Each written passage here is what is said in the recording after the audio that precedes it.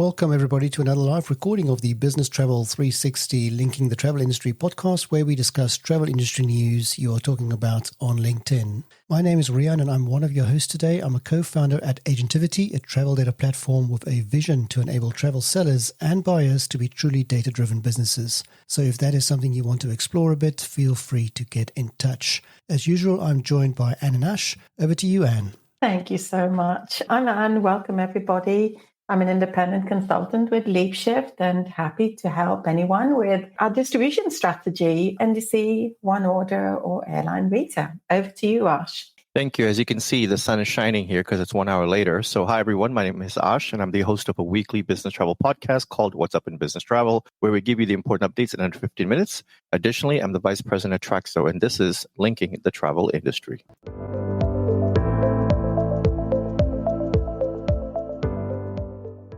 The time change has not affected me, so I'm on time because I can't deal with time changes. As Anne knows, I always have to ask her what time, if there's a time change, I need to be on. But I think, as Ash pointed out, he's got an extra hour. And for those new to the event, welcome very much. The format here is a discussion of the most talked about travel industry stories on LinkedIn the previous week. So last week was week 10. So a post that stood out for me last week was by a guy called Guy Fisher. And he was just posting about how long he was holding for a very simple change to his booking. And of course, he booked direct with the airline and he was on hold. He took a screenshot there of the number he dialed. He didn't mention the airline, but I guess if you're savvy enough, you can figure out from the number who is the airline. And on the screenshot, he was already holding for 1 hour and 45 minutes. The post was very interesting to read. Of course, lots of comments about should have booked with an agent, should have come to us direct, all of that sort of stuff. But this sort of stuff really makes you just want to give up and cry, right, Anne? Mm-hmm. It certainly does. I think I commented that and said that it's very sad, isn't it? I just don't understand how in 2025 we are still here and you hear about this and the number of travel sites that I monitor, and we're just sort of not your savvy travel people, but sort of people, everyday people comment, and how much this is going on. It's just extraordinary to me because there's just so much help to get. We really need to modernize exchange in general, I would say. You say the right thing by saying, it's 2025. And the technology is there. I mean, like even a lot of the comments in the post was simple chatbot, just asking you, what can I help you with? There's a change, look at the rules, do the like I said. It was just unbelievable. Ash, would you have held on that long or just give up? Well, I mean, who's the airline here that we're talking about? He doesn't say. No. He doesn't want to name. Okay, well then you should name them. Somebody suggests because there's no purpose in talking about it unless you're going to name names. So in that case, and this is why I say it is named in the chat now. Oh, it is. And I think we could all deduce, what the airline was. Well, who was it? Well, somebody there is suggesting it's Qantas. Qantas. Okay, Qantas, fine. So number one, you should have status on an airline so you can get their number to call in. Number two, you should use apps and other things that are available to you. I don't know why you're on hold for 2 hours. Yeah, I think he did try many of these routes, and this was his only option. So, okay, let's move on.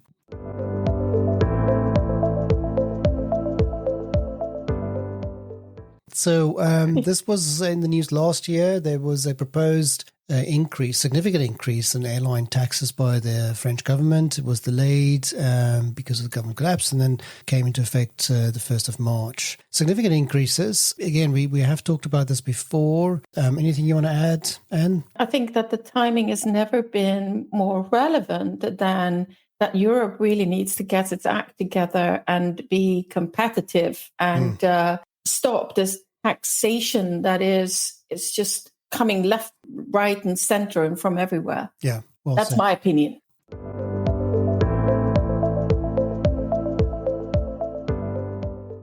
If you remember last week, Ash, I think it was your extra story about the total amount spent by OTAs on online advertising. It was an extraordinary amount. And then this week we read on FocusWire that Expedia Group laid off an unknown number of employees. So they've started to make some job cuts there.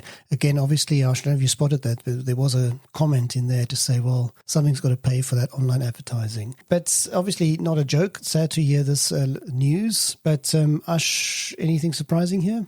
They did announce about a year ago that there will be about 1,500 layoffs, and then the CEO has also changed. So these are all changes that are going to occur. And I think that this has all been pushed forward by advancements in technology. So I'm not surprised that they're cutting all the, I don't want to say fat, but really that's what they're trying to do, is streamline themselves a little bit more. Any thoughts, Anne? It sort of makes you wonder if we sort of see a bit of a shift now that we're seeing changes. It is that shift here. The old world, as we've known it for a very long time, is it about to change? Those are my thoughts. Wow, that's a deep thought. I'm going to say yes. But yeah, I would agree. I would say yes.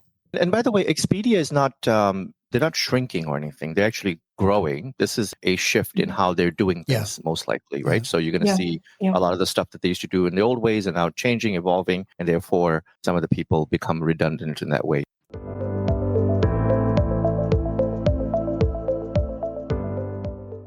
Back in the news, we've talked about this quite a few times. So Snowfall, they're trying to rebrand as Junction with lots of comments about still unpaid salaries, etc. One of their key investors, effectively the holding company, went into liquidation with debts of 10.5 million. The story was published on Business Travel News Europe. When you follow the link and read it all through, it didn't mention anything as to Junction. Just talked about Snowfall. It was quite confusing. So I'm not sure what is happening here. I don't know, Anne, if you could read anything more into that. No, I haven't. It's still very unclear to me. But remember, this is the second time this happens to Snowfall. Yeah. Actually, that's the wrong tune, but let's stick with that. Let's not the exit. I just want to say thank you very much to everybody joining us today on a Monday. We do appreciate your attendance. The purpose of linking the travel industry is to link as many of us as possible. Now, since LinkedIn's changed the way we interact here, if you want to be accepting new connection requests today or send out a few others, please comment and just say hello with your name, and then we'll put that on screen. So I just wanted to say thank you very much for giving us your time on a Monday. Okay, back to the stories. No surprise here. We saw that the UK Competition and Markets Authority has now gone ahead and given the green light for the American Express GBT CLDT deal. We heard last week that they've done a U-turn on their decision, and then now they've gone ahead and actually green stamped it, and off it goes. So Ash, this is just formalities, crossing the T's and dotting the I's, right? Yeah, and then it's also shifting the sites to the DOJ to get to approve here in North America. So this is, of course, what we want to see, and this is what we expected to see. So nothing surprising here, just more of a, yes, let's move forward. And now the sites are set to the DOJ. Okay, cool.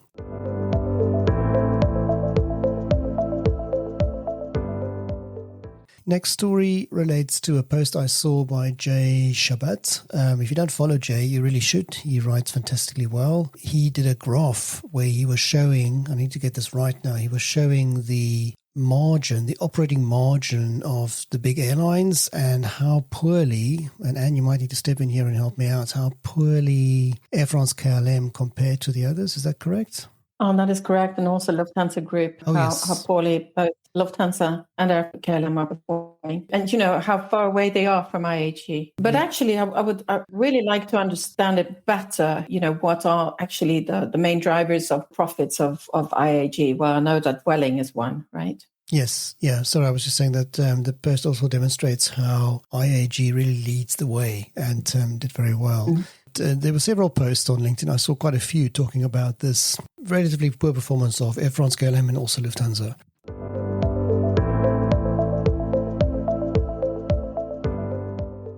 We talked about this. Was it last week or the week before? It was the week before, where there was an interview I saw with Peter Elbers at Indigo, which he did with Etika de Jong at Telegraaf in Netherlands. And he was saying he would love to fly back to Amsterdam with Indigo. And Ash, we even talked about the fact that was just an emotional decision, right? He just wants to go back to his home base. But there you go. It was announced that Indigo is launching 2 new long-haul destinations, one being Manchester and the other one being Amsterdam. And they're actually going to do this using a Boeing Dreamliner that they're going to wet lease from Norse Atlantic. A lot of comments resonated with what we said, that this doesn't sound like a very sound decision. Amsterdam sounds really strange. There were much better choices, but there you go. Decision has been made. So, and we know Peter is, he does quite well. Do you think they're going to succeed with these 2 routes? I'm positive that they will. Oh. And sorry, Manchester is it's an excellent choice. Mm-hmm. I'm super impressed.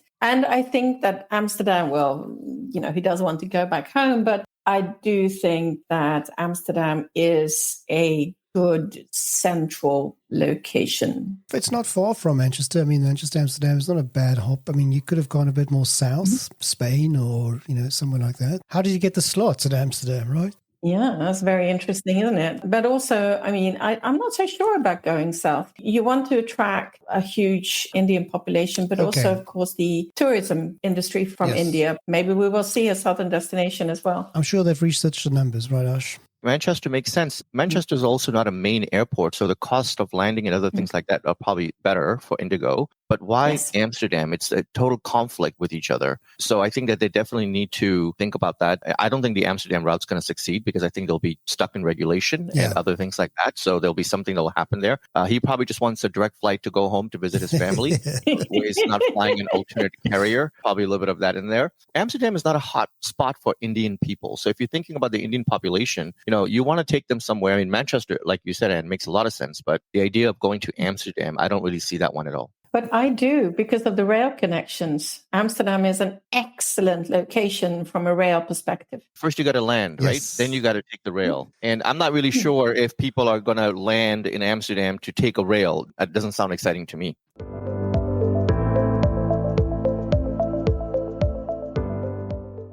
This is American Express Card Division. They've announced the acquisition of a payment and expense tech provider, Centre, and with the website of getcentre.com. Ash, what do you make of this story? Yeah, this was a surprise. No one expected it. It came out of nowhere. Of course, as you know, Steve Singh founded this company back in 2017 with his son. They have now hit another home run in the travel industry with this acquisition. Keep in mind that just because this acquisition is taking place, it does not mean that Centre is going to lose its place in the Madrona Ventures capital world. So they're still going to be part of that family, which of course consists of Spotnana, consists of Direct Travel, Troop Travel as well. So, who knows? Maybe he'll draw an American Express card into Madrona. Yes, maybe. And just a shout out to, it was somebody called Ian Spearing from Travel Evolution Consulting who corrected me on that mistake. So thank you very much, Ian. Appreciate that. Yeah, thank you, Ian, for correcting Rian. We need that once in a while.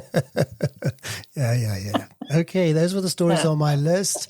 We have a few extra stories. I'm going to start with one to get back at Ash, because unfortunately, Ash, luckily for you, Ryanair was actually planning to do paperless boarding passes, and we know you do love a paper boarding pass, but unfortunately, they couldn't go ahead with it just yet, and they are going to just delay it for a while. So you'll have at least till almost the end of the year to still have a boarding pass from Ryanair. I promise you, I'm not the only one who likes boarding passes. There's got to be millions of us out there that feel exactly the same way. So yes, great job, Ryanair, for backtracking. This is good for all of us who actually like to see a boarding pass in our hands. By the way, I do like to check in online and use mobile apps and everything. So it's not like I'm anti-technology. It's just that boarding pass is just so special in your hand. I love it. They should charge for this. If you want a paper boarding pass, pay an extra $5, put this through the NDC channels and sell paper boarding passes. I would buy one. And of course, with my status, I would get it included for free. So that's fine. But I think people who fly first class and in front of the plane, they prefer so many things wrong in that sentence, Ash. First of all, first class, status, you're talking Ryanair here. But yes, don't give that idea to them. They'll charge you £50 for a boarding pass, I'm sure. Very happily as well.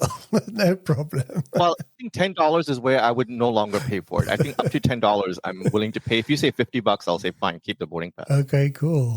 Now, before we go over to Anne with her extra stories, I just want to mention I contacted as a result of us mentioning stuff here on Linking the Travel Industry, which we love as well. So thank you very much. I don't think they'll mind me saying this, but if you guys remember, we talked about the brilliant PR campaign from EasyJet last week, which we had the tagline, no more tears, spelled TIERS instead of tears. And we thought whoever was the marketing agency there should be well rewarded, but it was internal. I was contacted by EasyJet to say that it was a lady called Holly in their own PR team who came up with that tagline, and they're working on a few extra stuff. We should watch this space apparently. So thank you, James from EasyJet, for contacting me and telling me about that. We do appreciate that. Okay, Anne, I think you have an extra story or two, which I did prepare for. Over to you. Yeah, I'm trying to sort of, as you can see, I was killing myself listening to Ash there and his boarding passes. This is like an endless story, isn't it? We sort of have a tendency, but we don't like to self-promote. But I've started a discussion on LinkedIn about offer and order, and really hoping that more people will exchange, because I think it's high time that we discuss it more.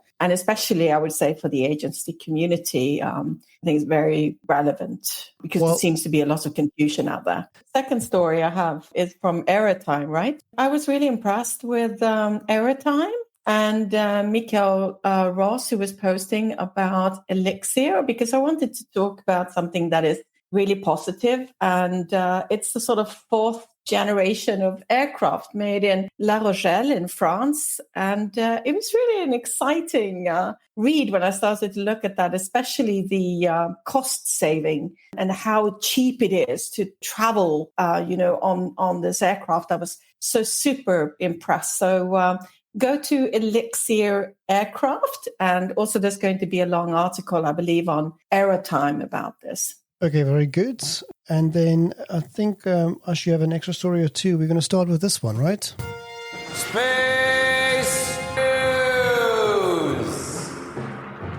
Big story that I want to talk about is over the weekend, SpaceX launched Starship. It was a test flight, number 8. And the test flight actually took off really, really well, did awesome. The booster came back and got picked up by the chopstick arms. And so that was caught really, really well. But then the spacecraft lost altitude and burned over the Caribbean. So that was a big story over the weekend. And they're going to be doing a Crew 10 launch this Wednesday out of Florida, where they're going to be taking crew up to space like they normally do, part of the regular rotation. Aircraft that's going to go up to space is actually going to come back with the 2 astronauts that have been stuck there for 8 months now. So that'll be really, really fascinating. I had to put the applause in there because those poor people, like we said, what if you don't get on with your colleague and there you go, a 10-day trip is turned into an 8-month trip and all that sort of stuff. So you think you might go out there to watch it? So I am going to try to check it out. So it'll be really cool. Very nice. I do think that wraps it all up. Now I can get back to the correct music. Yeah, that's a wrap for today. So thank you so much again for all the comments. We really, really love those.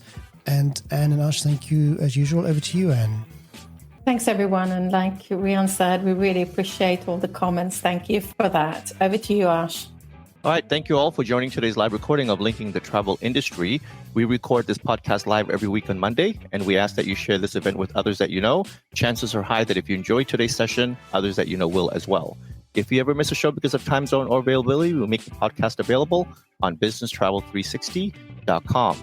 This is Linking the Travel Industry, signing off.